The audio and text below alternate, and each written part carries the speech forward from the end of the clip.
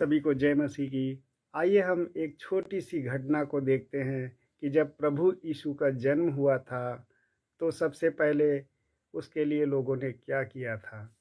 आज लोगों का जन्म होता है तो लोग मिठाइयाँ बांटते हैं, खुशियाँ मनाते हैं, बड़े बड़े भोज करते हैं। लेकिन जब परमेश्वर इस धरती पर आया, हमारे पापों के लिए अपने जीवन को देने के लिए इस धरती पर वो मनुष्य के रूप में आ गया, तो सबसे पहले उसके जीवन में कौन सी घटना हुई। कहते हैं कि जब प्रभु यीशु का जन्म बैतलहम के नगर में हुआ और उस समय कुछ मजीसी और कुछ लोग परमेश्वर का दर्शन करने के लिए आए थे और वो अपने साथ में कहते हैं कि सुगंध रस और लोबान वगैरह लेकर के आए थे और परमेश्वर की दर्शन करने और उसकी आराधना स्तुति करने के लिए आए थे। और जब सबसे पहले वो उसके पास पहुँचे तो कहते हैं कि उन्होंने परमेश्वर की आराधना ही की थी और स्तुति गाई थी। तो वो परमेश्वर आराधना और स्तुति के योग्य है। हम जब भी उसके सम्मुख आएँ, उसके पास आएँ, तो उसकी आराधना करें, उसके नाम की महिमा करें, उसके नाम को गाएं और उसके नाम को ऊंचा उठाएं, क्योंकि वो आदर और महिमा के योग्य है। वो इतना पवित्र है कि जितना हम सोच भी नहीं सकते। एक उज्जवल कपड़े से भी अधिक वो पवित्र है। इसीलिए स्वर्ग में केवल एक ही बात की ध्वनि आती है। स्वर्गदूत हर समय यही गाते हैं कि सेनाओं का यहोवा पवित्र पवित्र पवित्र, सेनाओं का यहोवा पवित्र है पवित्र है पवित्र है। और वो परमेश्वर पवित्र है। वो हमसे भी पवित्रता को ही चाहता है कि हम पवित्र बने और उसके पास पवित्रता में आए। तो परमेश्वर के पास जब वो इस संसार में आया तो लोगों ने उसकी स्तुति की, आराधना की और उसका दर्शन करने के लिए गड़ेरिये आए थे। जब स्वर्गदूतों ने उन गड़ेरियों से कहा कि तुम्हारे लिए एक उद्धारकर्ता जन्मा है और यही मसीह प्रभु है, तो वो गड़ेरिये भी कुछ भी लेकर के नहीं आए थे। जैसे आजकल लोग अपने अपने परमेश्वरों को प्रसन्न करने के लिए बहुत बड़े बड़े चढ़ावे, बहुत कुछ आडंबर करते हैं कि वो किसी तरह से परमेश्वर को प्रसन्न कर ले, लेकिन प्रसन्न नहीं कर पाते। लेकिन जब गड़ेरिये उस परमेश्वर के पास आए तो केवल उसका दर्शन करने के लिए आए थे और उसका दर्शन करके उसकी महिमा करते हुए वो वापस गए थे। वो मजसी लोग भी जब आए तो वो परमेश्वर पर कोई सोना चांदी कुछ भी लेकर के उनके पास नहीं आए थे। वो भी परमेश्वर का दर्शन करने और उस उद्धारकर्ता को देखने के लिए, उसकी महिमा करने के लिए आए थे।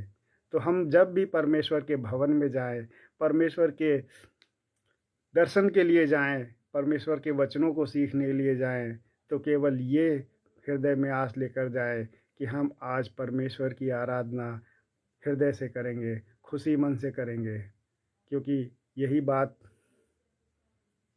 मायने रखती है कि हम जब परमेश्वर के भवन में जाते हैं तो किस तरह से जाते हैं, कैसा मन लेकर के जाते हैं, क्या आनंदित होकर के जाते हैं या दुखी होकर के जाते हैं या अपनी समस्याओं के लिए जाते हैं।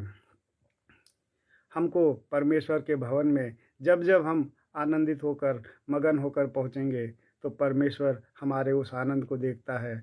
और जब हम आनंदित होकर उसकी आराधना स्तुति करते हैं तो परमेश्वर हमको बड़े बड़े छुटकारे देता है। हमारे जीवन से बड़े बड़े कर्जे, बड़ी बड़ी बीमारियों को वो चुटकी बजाते दूर कर देता है। कहते हैं जब वो उस विधवा स्त्री ने 2 दमड़ी दान दिया था, उस समय यीशु वहाँ पर खड़ा होकर के ये देख रहा था कि लोग दान किस तरह से डालते हैं।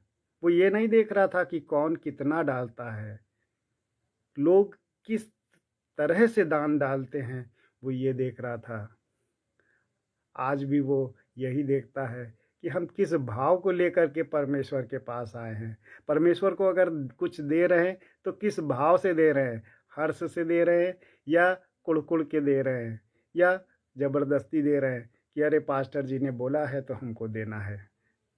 आज परमेश्वर हमसे कुढ़ कुढ़ के नहीं, यीशु ने जब विधवा स्त्री को 2 दमड़ी दान देते हुए कहा, देते हुए देखा, तो प्रभु यीशु ने क्या बोला था? कहा था, इस विधवा ने सबसे अधिक दान दिया है, क्योंकि सबने तो अपनी बढ़ती में से दिया है, लेकिन इसने अपनी सारी जीविका को आज दान में दे दिया है। तो परमेश्वर हमारी भावना को, हमारे हृदय को देखते हैं, ना कि हमारी उस भेंट को देखते हैं कि तुमने कितना छोटा दिया है या कितना बड़ा दिया है। छोटा बड़ा कुछ परमेश्वर नहीं देखता। परमेश्वर केवल देखता है आपकी भावना को, आपके उस भाव को, जिस भाव से आप उसको कुछ देते हैं। परमेश्वर आपसे प्रेम चाहता है, क्योंकि वो प्रेमी परमेश्वर है और वो हमसे भी प्रेम करता है। वो हमसे भी प्रेम चाहता है। वो चाहता है कि हम उससे प्रेम के साथ उसके सम्मुख आए, उसकी उपस्थिति में बैठें, उससे प्यार करें और उससे बातें करें, ना कि हर समय अपनी समस्याओं बातों के लिए रोते रहें। जब हम उसके पास सम्मुख, उसके पास प्रेम पूर्वक आएंगे और उसकी आराधना खुशी मन से करेंगे, आनंदित होकर के करेंगे, तो वो परमेश्वर हमारे लिए वो बड़े बड़े काम करेगा। वो ऐसे ऐसे चमत्कार करेगा जिनके लिए हमने सोच भी नहीं रखा था। मेरे जीवन में भी ऐसा ही है। जब मैं खुशी मन से परमेश्वर के भवन में जाता हूँ और आनंदित होकर आराधना करता हूँ, तो परमेश्वर मुझको बहुत अच्छे से संभालता है, मेरी हर एक ज़रूरत को, हर एक घटी को पूरा करता है। और मैं परमेश्वर के भवन जब भी जाता हूँ, तो ये सोच करके जाता हूँ कि आज पास्टर जी से क्या नया सीखने को मिल जाएगा, क्योंकि परमेश्वर का वचन हमेशा नया है। और मैं यही भाव लेकर के जाता हूँ, आज कुछ तो नया सीखने को मिला है, क्योंकि मैंने बाइबल को पढ़ा तो बहुत बार है, लेकिन उसको समझ अभी तक पूरी तरीके से नहीं पाया हूँ। उसकी गहराई को अभी तक नहीं जान पाया हूँ और जानना चाहता हूँ। और जब जाता हूँ तो यही भाव मेरे मन में रहता है कि परमेश्वर, कि मैं आज क्या नया सीखूँगा, कौन सी बातों का रहस्य मैं जानूँगा जो आज पास्टर जी अपने वचन में देंगे। और जब मुझको कुछ नया सीखने को मिलता है, मुझको उस दिन इतनी खुशी होती है कि मैं बयान नहीं कर सकता अपने इस प्रचार में, कि परमेश्वर के उस वचन को सीख करके मुझको कितना आनंद मिलता है कि आज परमेश्वर ने मुझको कुछ नया सिखाया। और मैं उस पर चलने की भी कोशिश करता हूँ कि परमेश्वर, मैं आपके उस वचन को पालन करने पाऊँ और उस पर चलने पाऊँ, क्योंकि परमेश्वर चाहते हैं कि हम केवल वचनों को पढ़ें ही नहीं, केवल उस पर चले भी, मन को अपने फिरा करके, पापों से अपने जीवन को फेर करके उस परमेश्वर की ओर मुड़ें। सभी को जय मसीह की।